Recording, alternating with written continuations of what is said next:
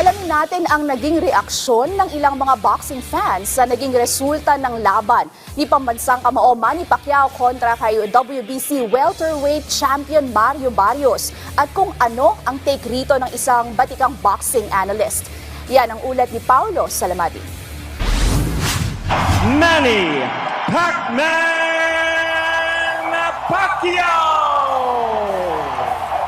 Hindi pinalad ang nag-iisang pambansang kamao at 8th Division World Champion na si Manny Pacquiao na umukit sa kasaysayan ng boxing bilang pinakamatandang kampyon matapos humantong sa isang majority draw ang kanilang WBC welterweight title showdown ni Mario Barrios sa MGM Grand Garden Arena sa Las Vegas, Nevada. Isang judge ang pumabor kay Barrios, 115 to 113, habang ang dalawa naman ay nagkasundo sa 114 all upang tuluyang ideklara na tabla ang laban ng dalawa. Dahil dito, ito ang kauna-unahang pagkakataon na magtapos sa isang draw ang laban ni Pacquiao simula pa noong 2004 laban kay Juan Manuel Marquez, habang ito naman ang ikalawang sunod na magdala si Barrios ng draw simula pa noong Nobyembre ng nakarang taon upang mapanatili ang WBC welterweight title sa kanyang kamay. Sa naganap na public viewing sa Mandaluyong City, napuno ng Pinoy crowd ang gymnasium na sinubaybayan ang pagbabalik ibabaw ng ring ni Pacquiao matapos ang 4 na taong pamamahinga sa professional boxing.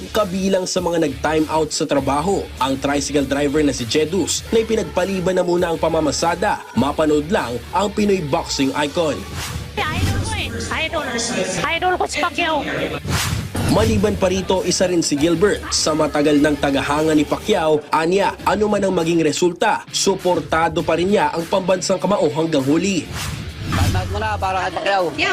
Pacquiao muna para bagong trabaho. Manalo matalo, Pacquiao tayo. Pagkatapos ng 12 rounds, medyo naging tahimik ang lahat na naghihintay ng opisyal na hatol sa laban. Pero nang i-anunsyong draw ang laban, 114 to 114, the decision is a majority draw. agad na nagsitayuan ng lahat dahil sa pagkadismaya. Dinaya. Hindi pwede noon, madaya. Magaling si Barrios, aminado ko. Siyang matanda lang daw. Pwede ba si Pacquiao kaya hindi pa rin mapatalo. Magaling mapisa pa rin talaga. Kaya, pero siyempre, katro, pero pa rin siya, maganda pa rin. Ayon naman sa post-fight analysis sa naganap na latest episode ng Boxer Shorts ni Atty. Ed Tolentino, masyado raw umanong nirespeto ni Barrios si Pacquiao at hindi inilabas ang totoong estilo kontra sa pambansang kamao. Ang estratehiya ni Mario Barrios clearly is to drag this fight into the middle rounds and hoping na doon ay mapapagod na si Manny Pacquiao.